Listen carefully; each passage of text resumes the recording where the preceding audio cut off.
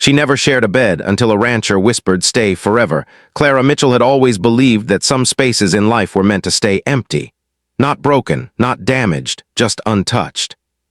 She carried that belief quietly, like a folded letter in her pocket that no one else could read. She grew up in a small farming town where everyone knew each other's business before breakfast. The town had only one grocery store, one school, and one long road that cut through fields of wheat and sunflowers.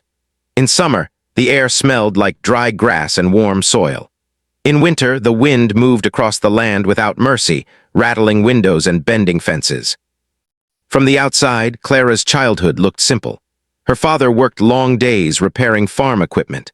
Her mother baked bread every Sunday and hummed old songs while hanging laundry in the yard. Their house was small but clean, with pale blue walls and wooden floors that creaked at night. But even as a little girl, Clara noticed the silence. It wasn't the peaceful kind. It was the kind that sat at the dinner table between her parents. The kind that filled the hallway after whispered arguments. The kind that made her mother stare at nothing for long stretches of time. Clara was 9 years old the winter morning her father left. She remembered the sound of a suitcase zipper. She remembered her mother standing near the stove, hands wrapped around a mug of tea that had already gone cold. She remembered wanting to ask questions but feeling like words would only make things worse. Her father didn't shout. He didn't slam the door. He simply said, "I need something different," and walked out into the gray morning light. The door closed softly, and that softness made it hurt more. After that day, Clara watched her mother change. She still baked bread. She still kept the house tidy. But her laughter became rare, like rain in a dry season. Some nights, Clara would wake up and see a thin line of light under her mother's bedroom door. She would hear quiet crying, not loud enough for neighbors to hear, just loud enough for a daughter to understand. Clara made a silent promise to herself back then. She would never allow someone to become her whole world. She would never depend so deeply on another person that their leaving would break her in half. As she grew older, she became strong in ways people admired. She did well in school. She learned how to fix small things around the house. She helped her mother with bills and paperwork before she even turned 18. Teachers described her as responsible. Friends described her as calm, but no one described her as open.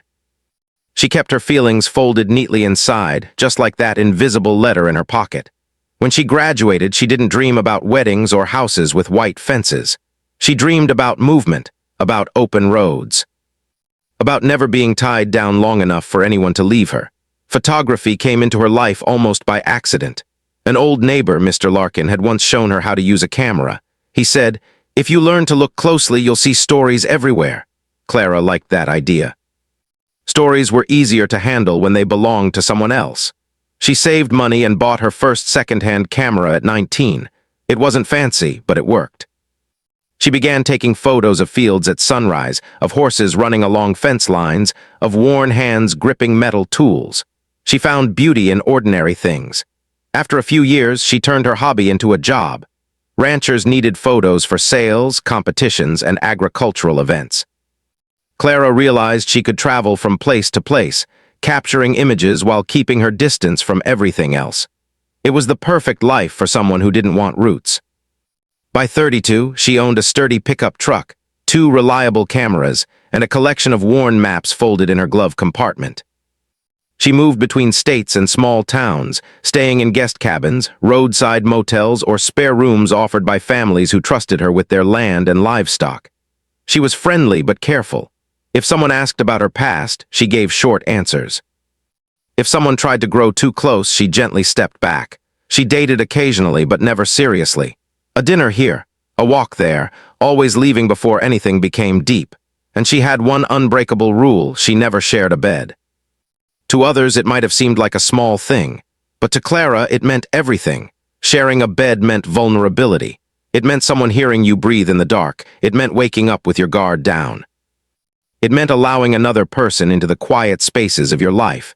She preferred doors closed, blankets wrapped tightly around only herself. The comfort of knowing she could leave in the morning without explanation. Some men found her independence attractive at first. They admired her strength and her self-sufficient nature, but eventually they would ask for more. "Why do you keep such distance?" one had once asked her gently. She had smiled and replied, "I just like my space." It was easier than explaining the fear that lived quietly inside her chest. Years passed in this rhythm. Sunrises in different counties, long drives on empty highways, the steady click of her camera capturing animals that trusted their instincts more than people did. Clara felt safe in motion, but sometimes late at night when she was alone in a rented cabin and the wind brushed against the walls, she would feel something else. Loneliness, she didn't call it that. She called it tiredness, or boredom, or just another passing mood. But it was there.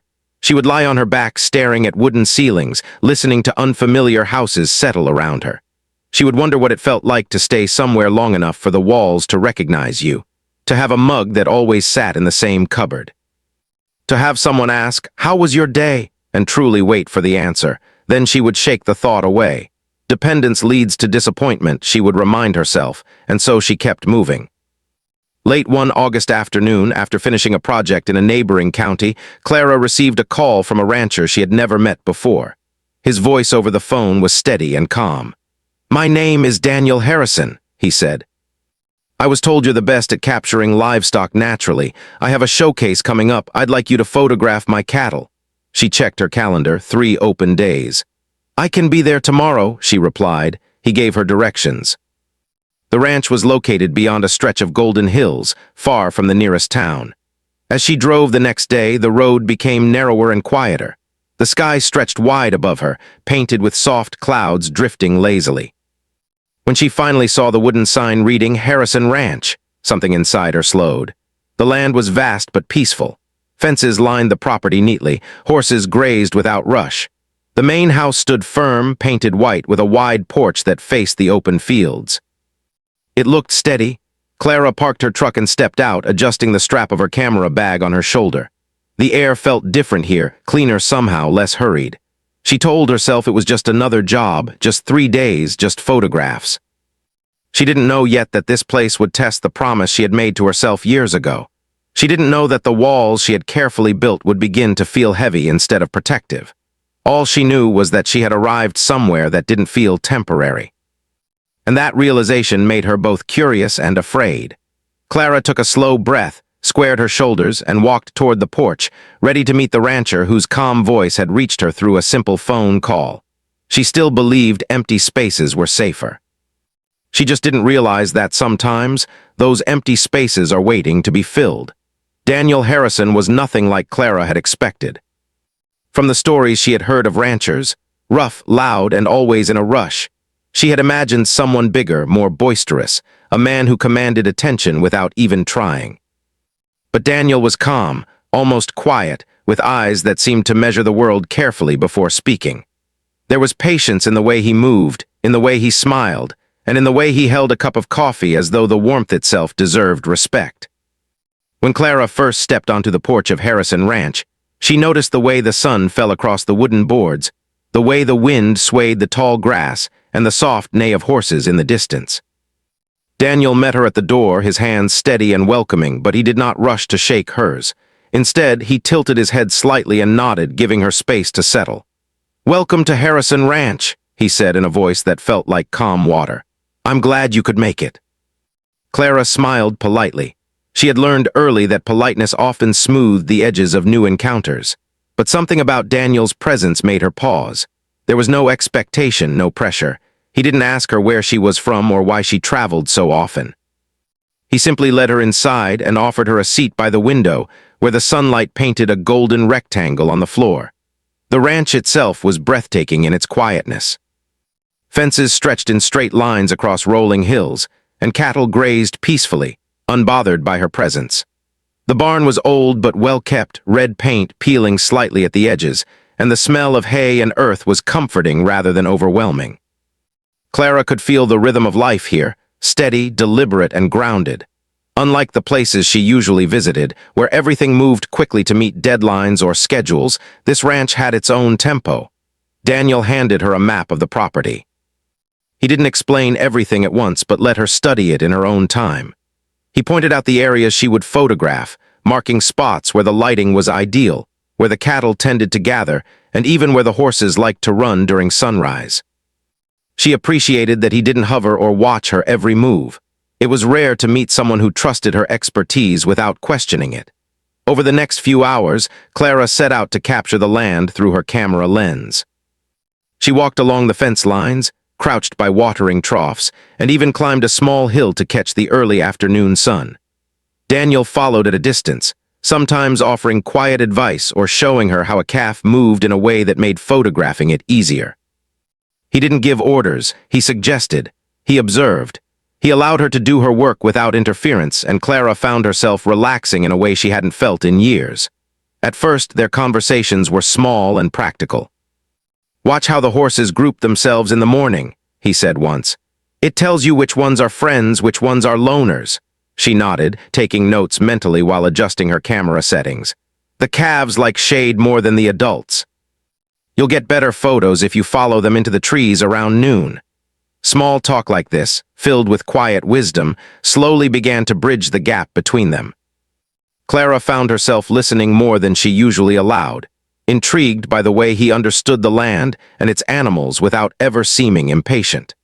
As the day turned into evening, Clara noticed how naturally her camera work began to reflect the calmness of the ranch itself. Her photos were no longer just about animals or scenery. They captured the gentle sway of the grass in the wind, the sunlight filtering through leaves, the subtle interactions between creatures that often went unnoticed. And she realized that Daniel had something to do with it, not because he told her what to do, but because his calm presence made her own perspective quieter, more attentive, more present. One evening, after finishing a series of photos by the main barn, Clara found herself sitting on the porch steps, drinking tea that Daniel had kindly offered. He sat on the opposite end, leaving enough space for her comfort, but close enough that she felt a subtle warmth in the shared quiet. They watched the sky slowly change from blue to gold to deep orange. The air smelled faintly of wet earth from a light drizzle earlier in the day, and the wind carried the distant sound of horses moving in the pasture. Clara wasn't sure when the conversation drifted from ranching techniques to personal stories. Daniel spoke of his late wife with a gentle fondness, not sorrowful grief but quiet remembrance. "I miss her," he said softly. "But I also feel lucky. She taught me so much about patience, about love, and about holding on without forcing anything. Life is easier when you remember the lessons instead of the loss." Clara listened carefully. She had rarely let herself hear stories like this, stories that were not tragedies to be solved, but experiences to be remembered and honored. There was no expectation that she had to respond, no need to reassure him or to offer sympathy. She could just listen, and that was enough. In fact, it was more than enough. It felt like a gift. Over the next 2 days, Clara settled into a rhythm with Daniel that was unlike anything she had known before. Mornings began with soft sunlight and the smell of coffee on the porch. Afternoons were spent photographing cattle and horses, capturing the life of the ranch in frames that spoke more than words ever could.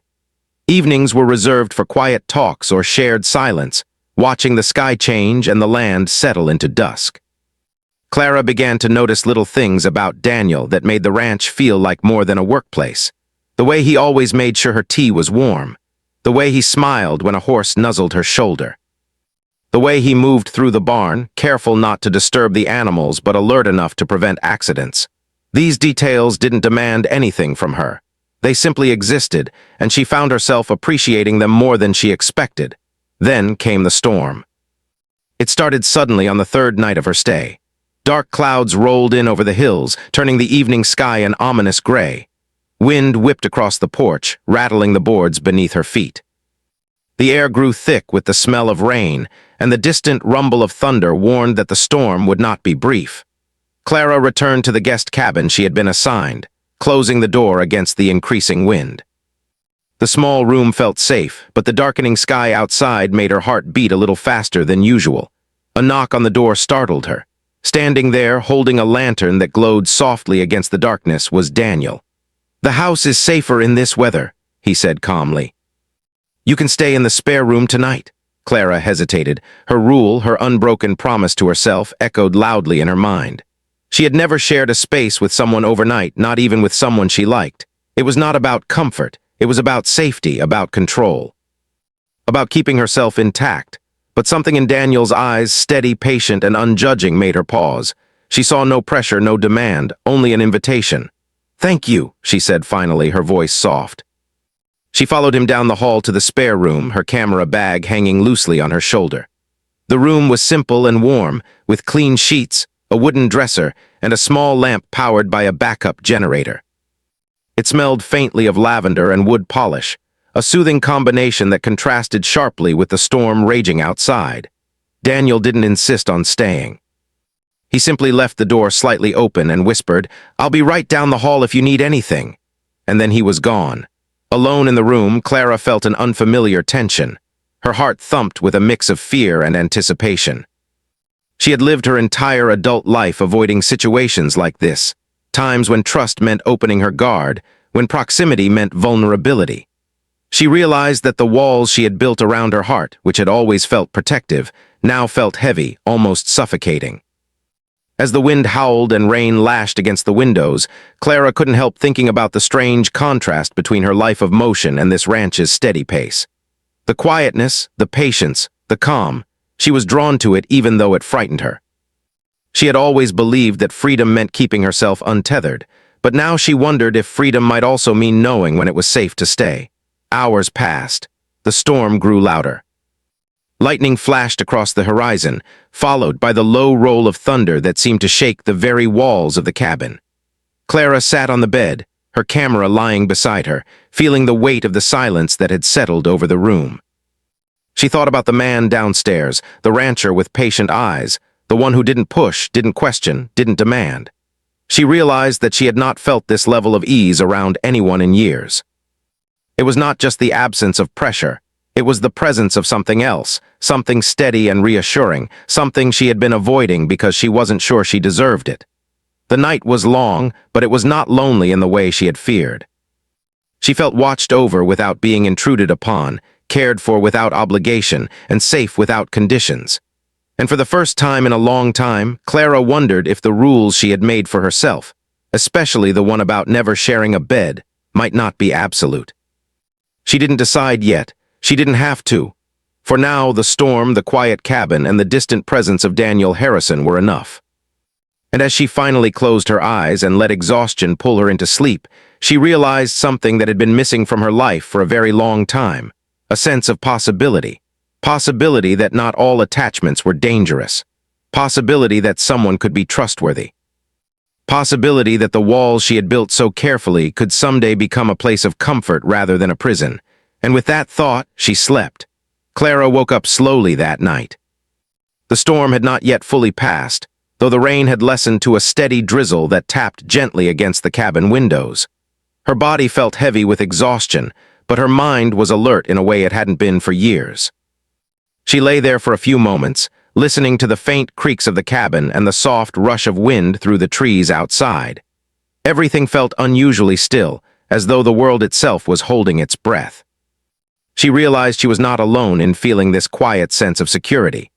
Daniel had left the door slightly ajar, and though he was not in the room, she could sense his presence somewhere close, like a shadow of calm just beyond reach.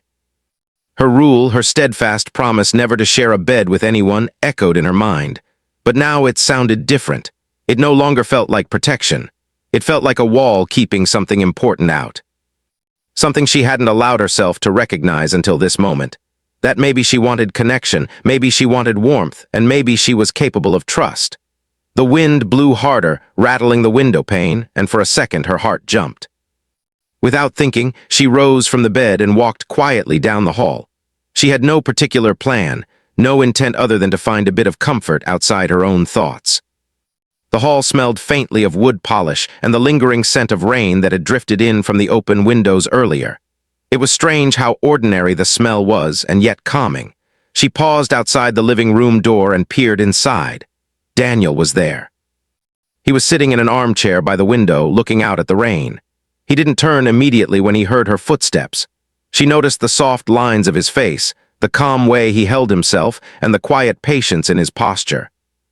For the first time, Clara felt the weight of another person's attention without feeling exposed or vulnerable in a negative way.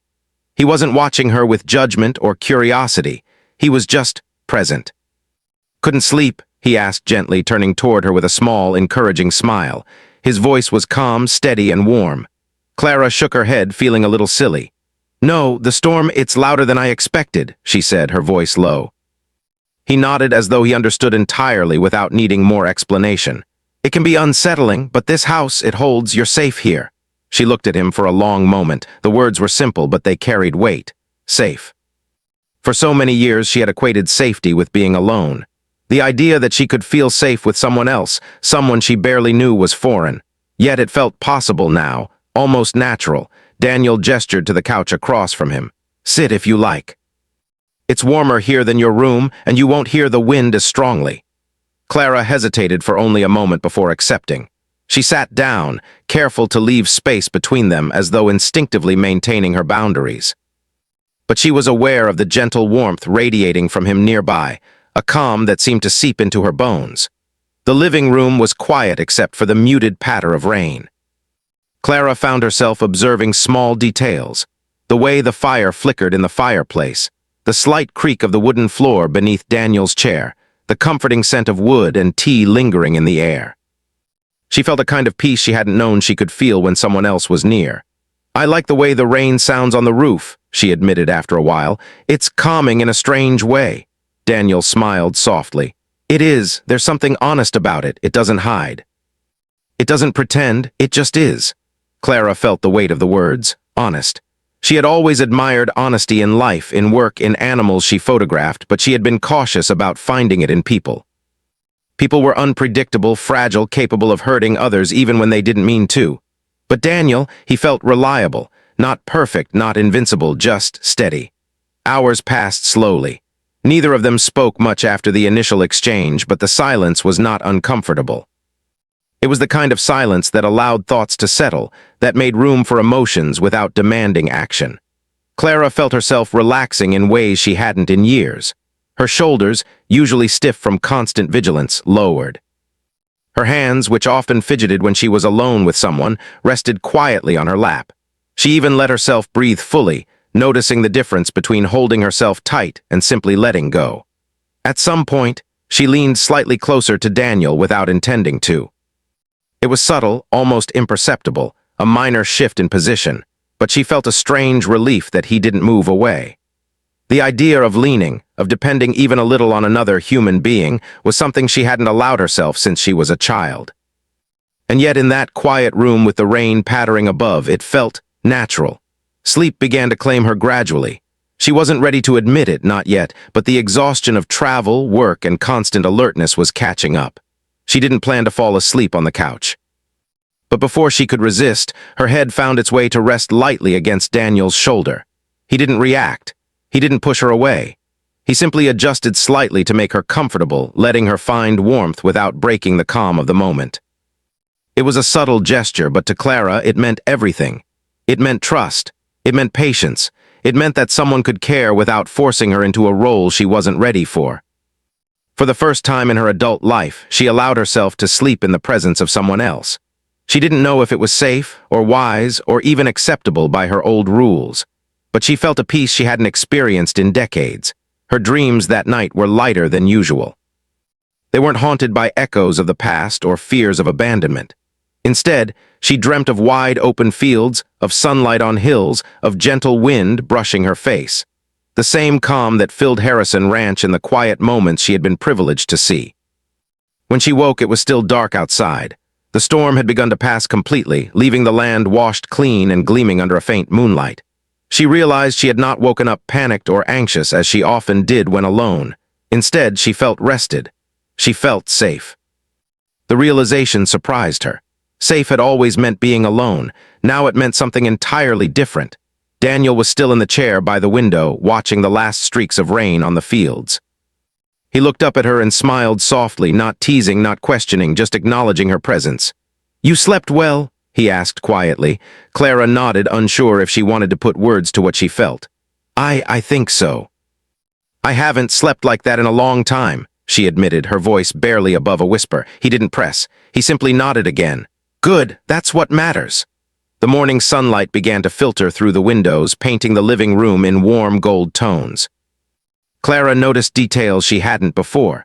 The way the wood of the floor shone slightly with the dampness from the storm, the smell of earth lingering in the air, and the faint warmth from the fire still glowing softly in the fireplace. For the next hour, they sat together, not speaking much. Clara felt a strange sense of contentment in just existing in the same space as another human being. It wasn't intimacy in the way she had feared, but it was connection, a shared moment without expectation. She realized that connection didn't have to be dramatic or forceful. It could be simple, quiet, and real. Eventually, Daniel stood and stretched. "We should check the pastures. The storm may have unsettled the cattle." Clara followed him outside. The rain had slowed to a light mist, and the air was fresh, clean, and cool. The land looked alive, almost sparkling after the storm, with droplets clinging to blades of grass and leaves. The horses had moved closer to the barn, their wet coats shining under the faint morning light. Cattle were scattered, some still grazing, others moving slowly toward their usual feeding areas. As she photographed the animals, Clara noticed something she hadn't before. Her movements were less rushed. Her focus was sharper. She felt present.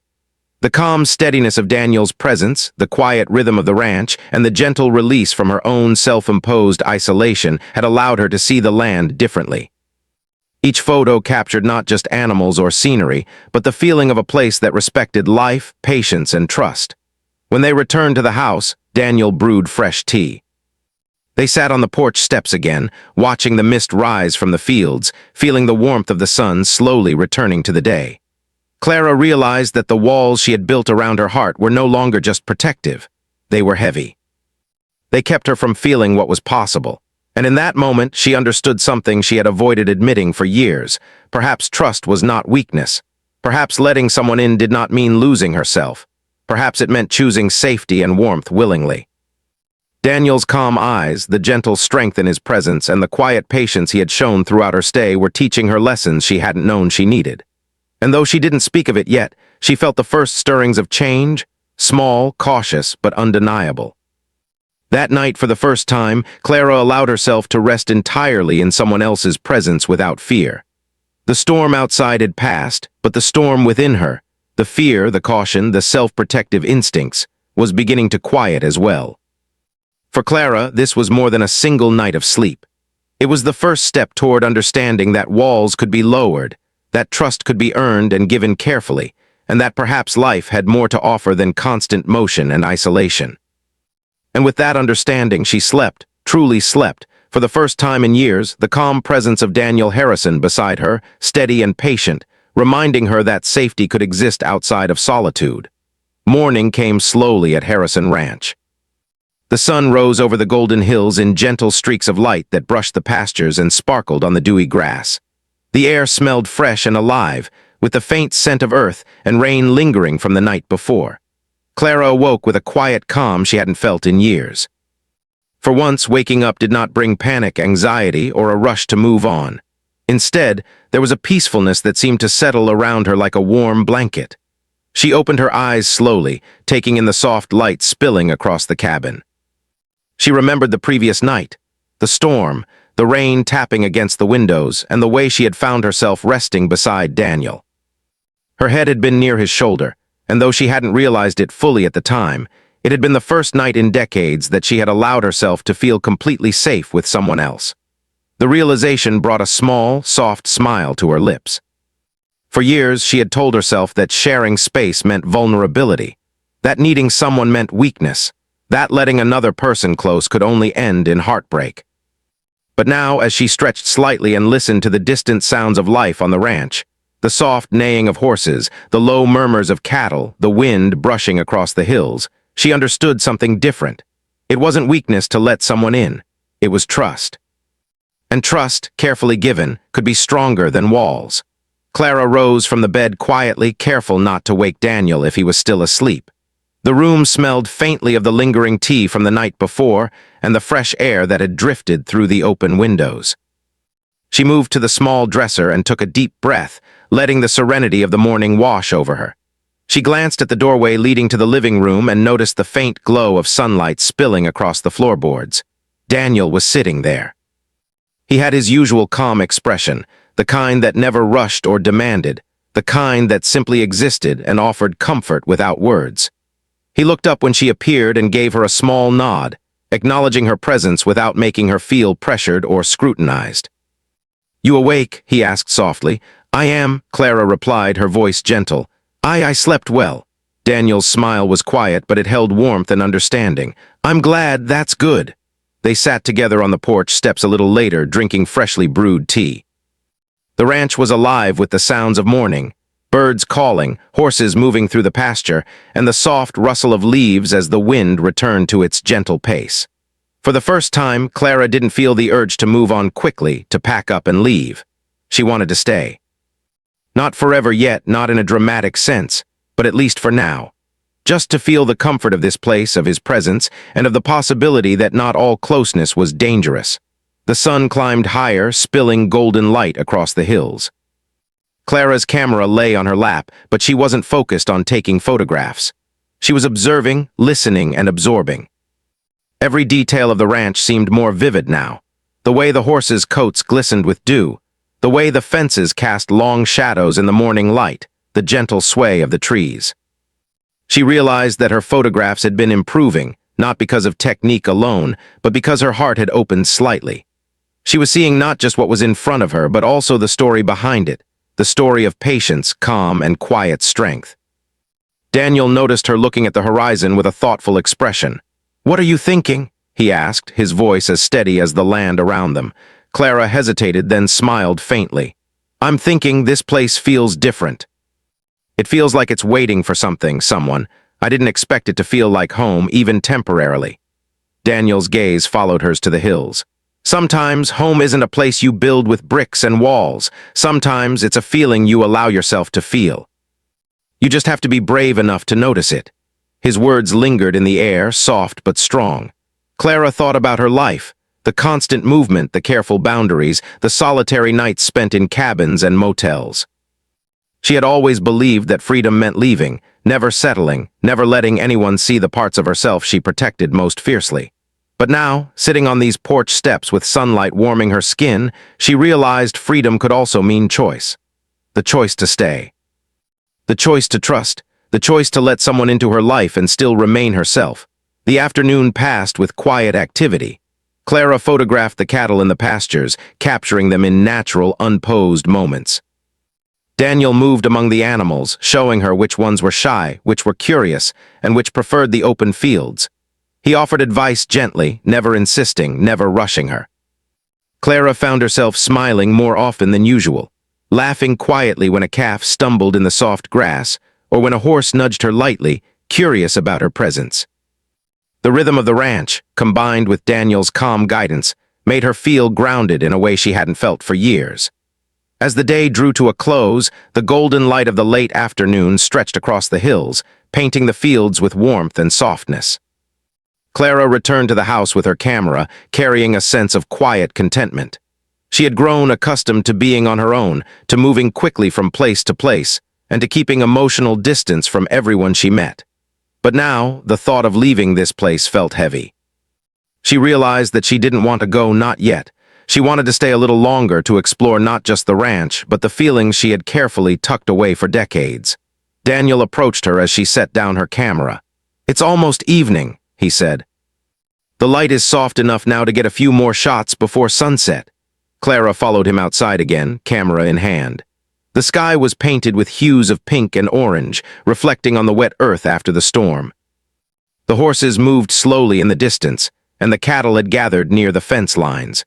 Clara felt a sense of wonder at how the land had recovered from the storm so quickly, how life persisted with quiet strength. She realized that this moment mirrored her own journey. She had weathered storms in her past, moments that had left scars, but life had not stopped.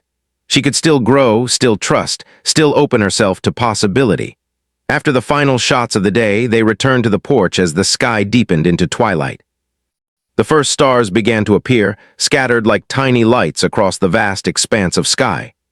Daniel poured 2 glasses of tea, and they sat in companionable silence, listening to the subtle sounds of evening on the ranch. Clara realized that she didn't feel the usual rush to retreat to her cabin to be alone. Instead, she simply wanted to stay. Finally, Daniel spoke, his voice gentle. "Clara, I know your time here is limited. Your schedule will call you away soon, but I want you to know something. You don't have to run anymore. You can stay. Not just for tonight, not just for a few days. Stay as long as you like. Stay forever if you want."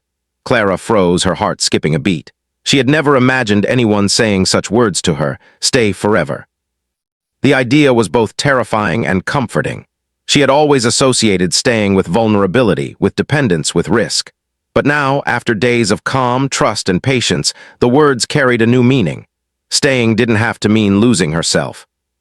Staying could mean choosing safety, warmth, and companionship. She looked at Daniel, his patient eyes waiting for her response. She noticed the small gestures that had marked these past days, the way he always left her space, the quiet respect he showed for her work, the steady calm that never pressured her. She realized that staying with him did not mean surrendering control. It meant sharing life with someone who understood strength, patience, and trust. Clara's mind raced with memories of her childhood, of the times she had promised herself she would never be vulnerable, never rely on anyone. She thought of the nights she had spent alone, the cabins and motels, the lonely dinners, the quiet trips that never lingered anywhere for long. And she realized that her life had been a series of safe choices, designed to protect herself from loss, from hurt, from disappointment. But now, looking at Daniel, looking at the ranch, looking at the open sky and the soft glow of evening, she understood something she hadn't allowed herself to admit before. The past did not have to dictate the future. Fear did not have to govern her choices. She could choose differently. For a long moment she said nothing. Her hands rested on her lap, her gaze fixed on the horizon. Finally she spoke, her voice soft but steady. "I've never stayed, I've always left. I've never done this before." Daniel nodded slowly, as though he understood completely. "You don't have to decide forever today, just stay tonight. One night. That's all I ask." Clara took a deep breath, feeling the weight of her past fears and the lightness of the possibility before her. She looked at the hills, the horses, the soft glow of the porch lights, and then back at Daniel, who waited with patience and quiet strength. And for the first time in her adult life, Clara made a choice, not out of fear, not out of habit, not to avoid loneliness, but out of trust. She walked back to the porch, to the warmth, to the presence that had slowly become a refuge. "I'll stay," she said quietly. Daniel smiled, a soft, genuine smile that reached his eyes and warmed the space around them. "Good, that's all I wanted to hear."